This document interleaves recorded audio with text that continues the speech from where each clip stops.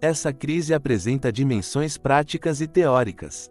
As práticas referem-se à magnitude dos poderes individuais e coletivos cujas consequências são imprevisíveis, e à multiplicidade de relações impostas pelo cotidiano cada vez mais impessoal que gera responsabilidades flutuantes. Para o autor, são tempos de ambiguidade moral sentida de forma substancial, em que se oferecem liberdade de escolha jamais experimentada, mas que conduz a um estado de incerteza jamais tão angustiante. Assim, a crise moral reverbera em crise ética. Para Jaguaribe, 2008, a ética contemporânea é, predominantemente, imanente e tem como característica o crescente permissivismo, cujo parâmetro delimitador é o princípio da não-nocividade social. A ética, considerada como código moral, percebe a multiplicidade de caminhos e ideais humanos como um desafio, e a ambivalência dos juízos morais como um estado mórbido de coisas a serem corrigidas. A moralidade pessoal é que torna a negociação ética e o consenso possíveis, e não o contrário. Por isso, na medida em que desaparecerem a obsessão moderna por ausência de propósitos e utilidade, e a suspeição de todas as coisas autotélicas, será possível admitir o caráter de não-racionalidade da moral e considerar a própria razão como inerente à existência da moral, tanto necessária quanto suficiente. O código de ética universal nunca será encontrado. A moralidade aporética e não ambivalente. E a ética universal e fundamentada em parâmetros objetivos constituem-se impossibilidade prática ou contradição nos termos, Bauman, 1997. Sánchez Vasquez, 2002, assevera que ao comportamento prático moral do homem como ser social sucede a reflexão sobre ele. A transcendência do plano da prática moral para o da teoria da moral, ou seja, da moral vivenciada para a moral reflexa, constitui a esfera dos problemas éticos que se caracterizam pela generalidade. Não se encontrará na ética uma norma de ação para cada situação concreta, mas sim a definição para problemas gerais de caráter teóricos, para a essência do comportamento moral. Mas, só é possível falar sobre comportamento moral quando há responsabilidade do indivíduo sobre os atos praticados. A ética estuda, assim, as relações entre a responsabilidade moral, a liberdade e o determinismo a que os atos se submetem.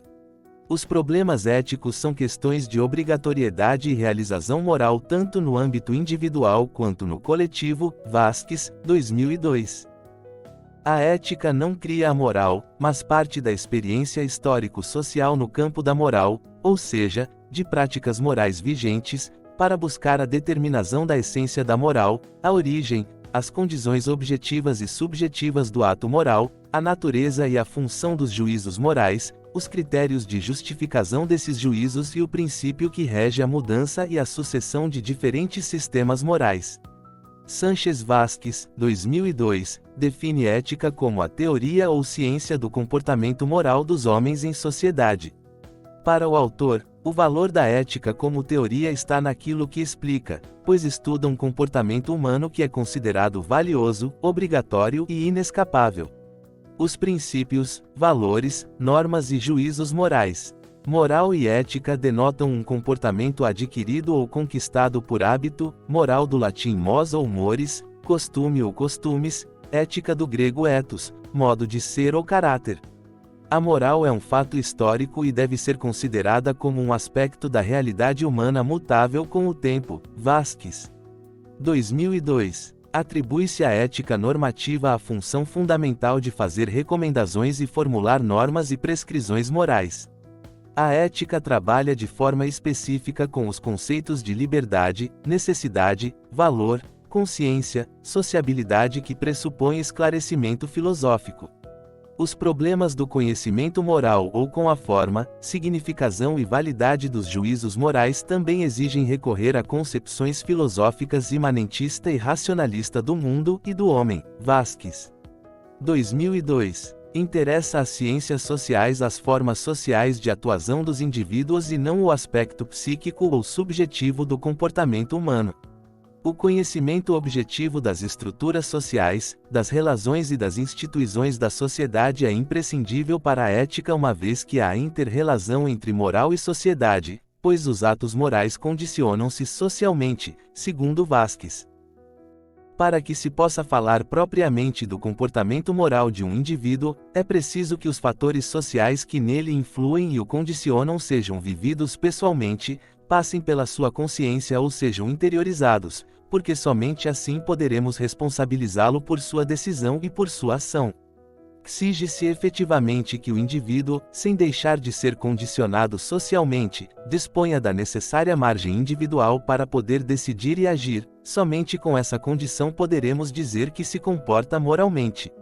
Vasquez, 2002, p. 3l.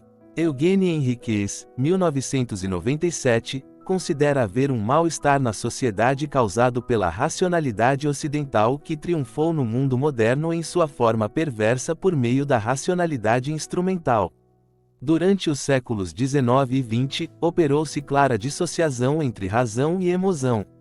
Ao reprimirem-se as paixões, o problema da alteridade dos homens e das culturas, para Henriques, 1997, é aniquilado. Assim, somente em nome da razão manifestam-se as paixões.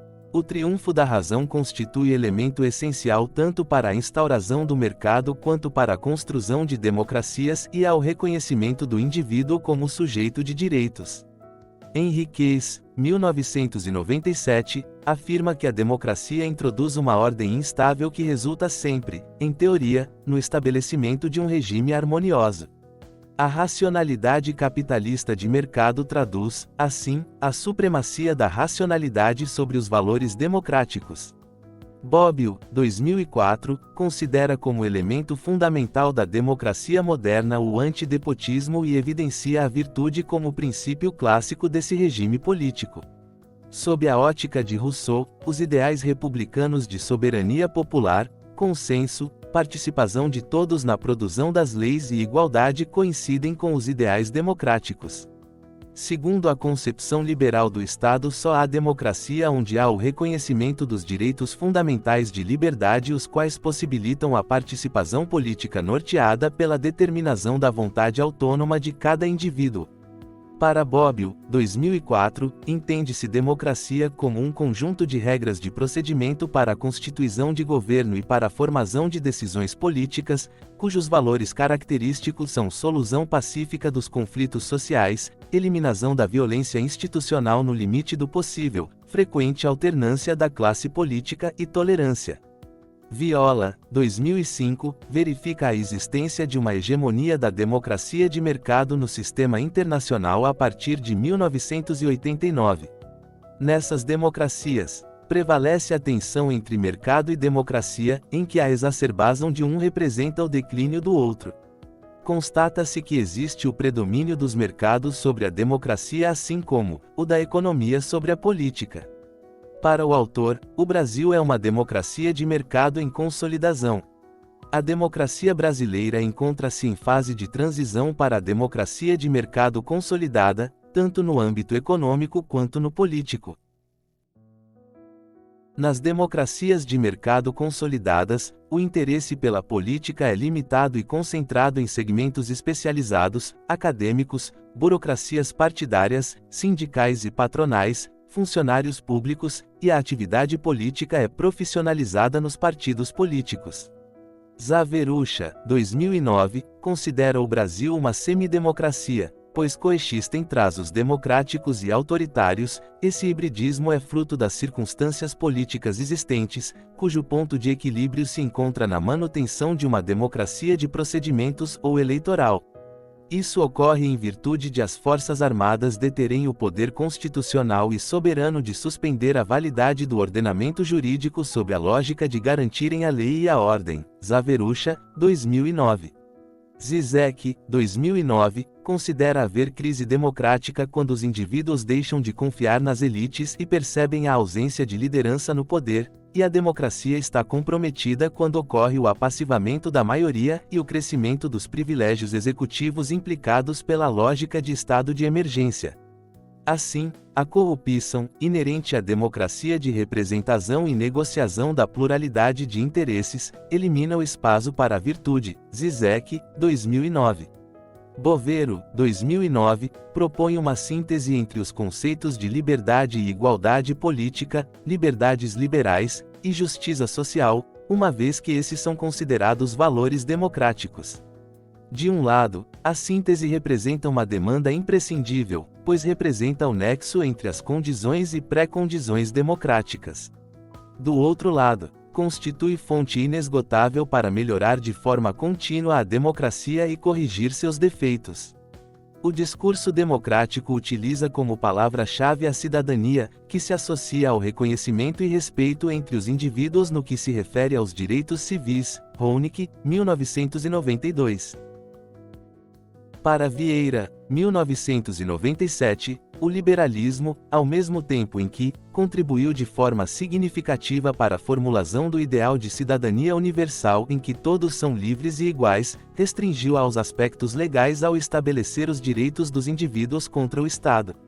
Martins, 2000, define cidadania por participação dos indivíduos de uma sociedade com o objetivo de assegurar a igualdade em todos os aspectos das relações humanas, por meio da luta pela ampliação e conquista dos direitos civis, políticos e sociais. Para ele, o conceito de cidadão transcende as vertentes que o consideram como cliente ou conhecedor dos direitos e deveres e agrega o papel ético-político de agente transformador das estruturas e superestruturas que produzem e reproduzem as desigualdades sociais.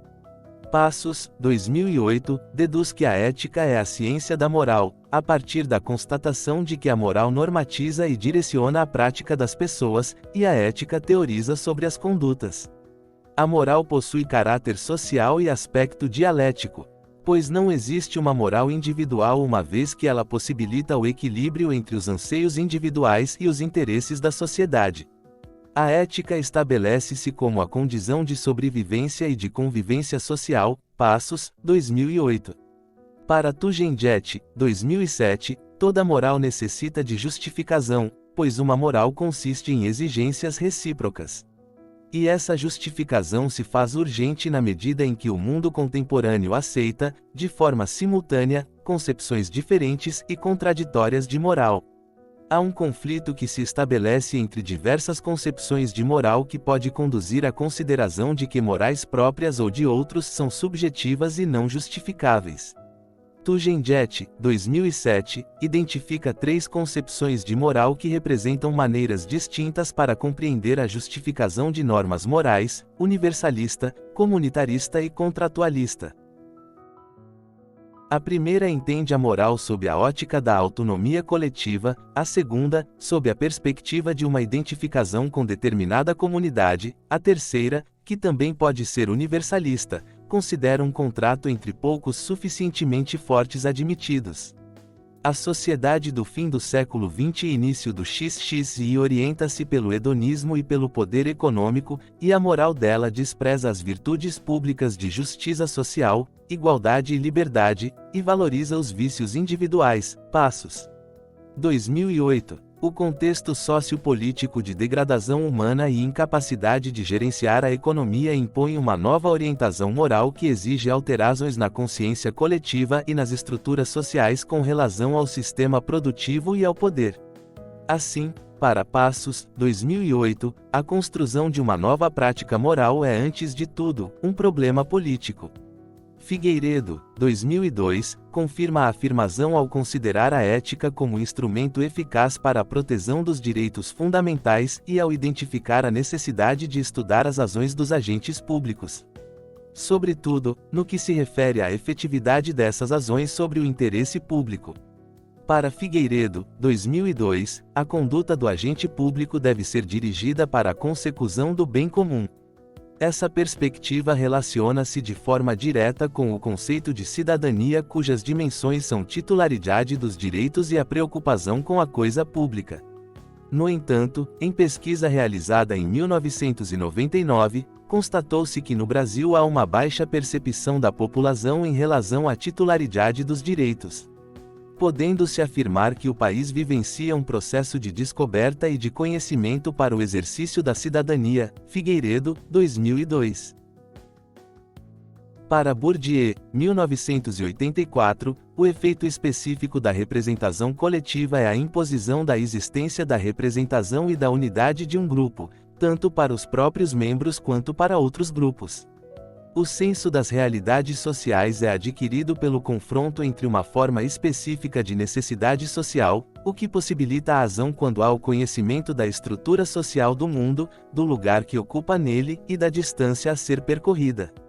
Assim, classe define-se muito mais pela forma como se percebe quanto pelo que é. E sob essa perspectiva, muito mais pela posição a qual ocupa nas relações de produção. Para o sociólogo, os esquemas e lugares comuns que geram as imagens das diferentes formas de dominação são igualmente manipulados. Por isso, ele considera que as leis têm o papel de congelar certo estado de coisas das relações de poder com o objetivo de fichá-las para sempre por meio da publicidade e da codificação. O sistema de classes como princípio de divisão política só existe e funciona porque reproduz as diferenças de forma geral, gradual e contínua que estruturam a ordem estabelecida.